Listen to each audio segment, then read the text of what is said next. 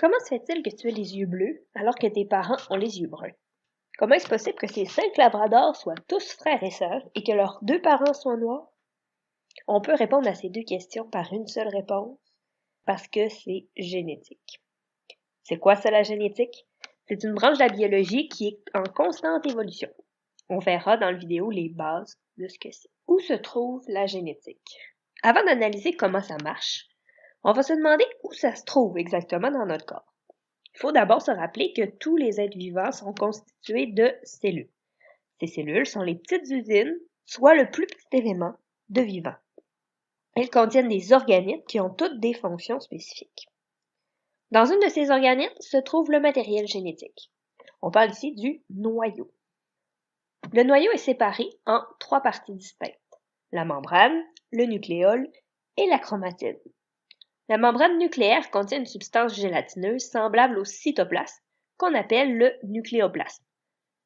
Il contient les nutriments nécessaires au bon fonctionnement du noyau.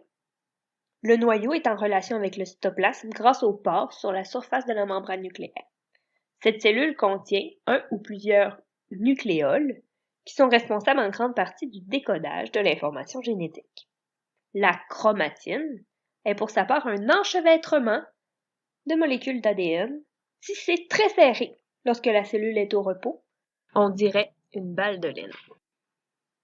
Lorsque la cellule entre en phase de division, la chromatine se transforme, elle se condense et s'épaissit. On voit apparaître des petits bâtonnets en forme de X, ce sont les chromosomes.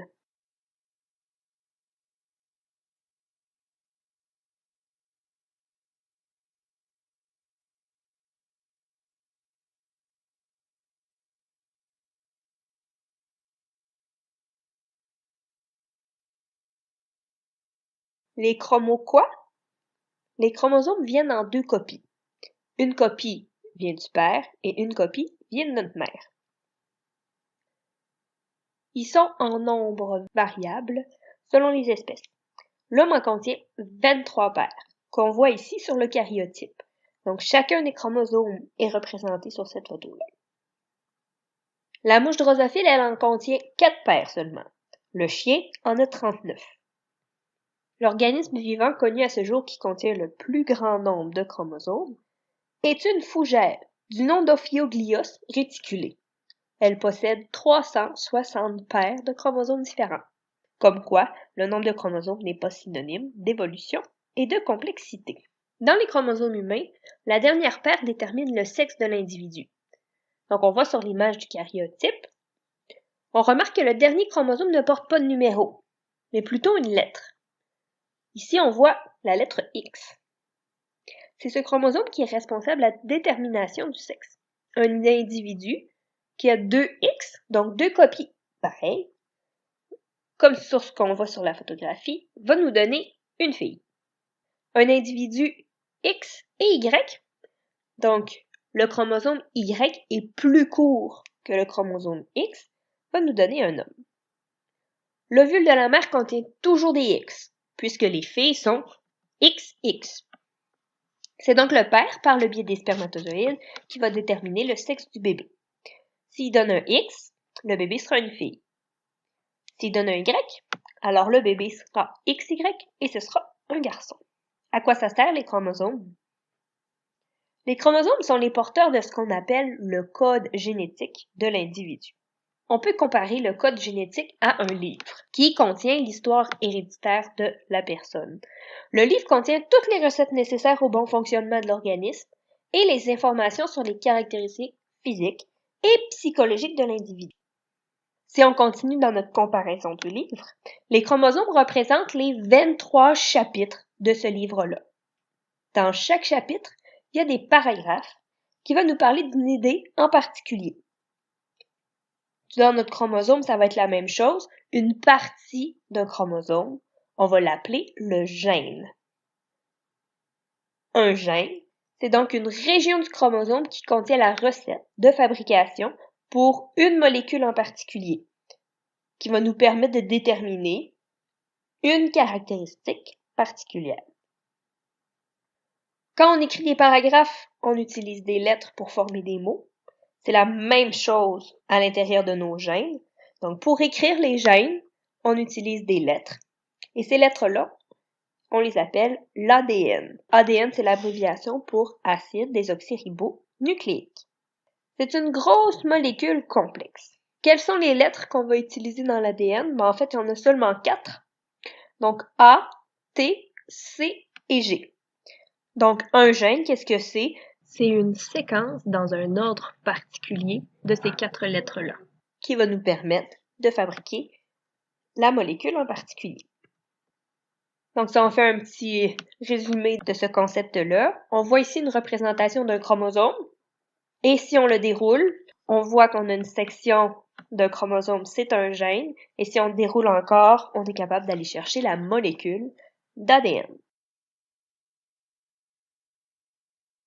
OK, mais finalement, comment ça se fait que je peux avoir les yeux bleus si mes parents ont les yeux bruns? Et ça, c'est parce que les chromosomes, comme on l'a dit tout à l'heure, proviennent de nos parents. Lors de la fécondation, le spermatozoïde apporte 23 chromosomes, donc une copie de chacun de nos chromosomes, et que dans l'ovule, il y a aussi une copie de chacun de nos chromosomes, donc il y en a 23. Lorsqu'il y a la fécondation, la copie chromosome 1 du spermatozoïde va aller se combiner avec le chromosome 1 qui est contenu dans l'ovule pour former les 23 paires de chromosomes qui sont nécessaires pour former l'humain. Donc, les gènes qui sont contenus sur les chromosomes vont pouvoir s'activer s'il y a 2 copies du même gène. Il faut savoir qu'un gène peut prendre plusieurs formes. On va prendre un exemple simplifié pour que tu comprennes comment ça fonctionne. Donc, prenons la couleur des yeux. Très, très simplifié. Donc, soit le gène pour la couleur des yeux peut être soit bleu, soit brun. Je sais qu'il y a plein de nuances. Il y a des gens qui ont les yeux verts, les yeux verts, les yeux gris, parce que c'est plus compliqué. Mais moi, je te simplifie l'histoire avec seulement yeux bruns, yeux bleus. Si on a 2 copies du gène couleur des yeux qui nous donne brun, on va avoir les yeux bruns. Si on a 2 copies bleues, on va avoir les yeux bleus. Mais qu'est-ce qui va se passer? J'ai une copie brun, puis j'ai une copie bleue. Dans ce cas-ci, précisément, le brun va cacher le bleu. Donc, si j'ai une copie brun puis une copie bleue, je vais avoir les yeux bruns. Ça va être différent en fonction des caractères. Pour la couleur des cheveux, pour le pelage des animaux, par exemple. Donc là, qui va cacher qui? Ça, c'est un peu compliqué pour l'instant. C'est pas nécessaire de comprendre. Mais il faut savoir qu'il y en a certains qui vont cacher l'expression de l'autre. Donc, si je reviens avec mes yeux, c'est donc possible que tes 2 parents aient les yeux bruns, mais que chacun ait une copie brune et une copie bleue. Comme le brun cache le bleu, les 2 parents ont les yeux bruns. Mais lorsqu'il y a eu la fécondation, ça se peut que dans le spermatozoïde du père, il y avait la copie bleue. Dans l'ovule de la mère, il y avait la copie bleue aussi. 2 copies bleues, on a les yeux bleus. Cette transmission des parents aux enfants, c'est ce qu'on appelle l'hérédité. Tu vas voir en secondaire 4 plus en détail le phénomène de la génétique. En résumé, dans le noyau des cellules se cache la molécule d'ADN, qui contient la recette pour fabriquer toutes les molécules nécessaires à son bon fonctionnement. L'ADN se condense en 23 chromosomes chez l'humain, qui sont des petits bâtonnets en forme de X, qui sont séparés en petites sections qu'on appelle les gènes.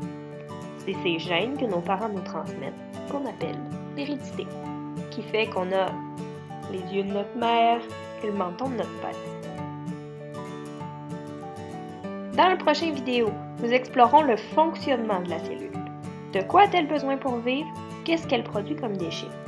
On parlera alors des intrants et des extrants de la cellule.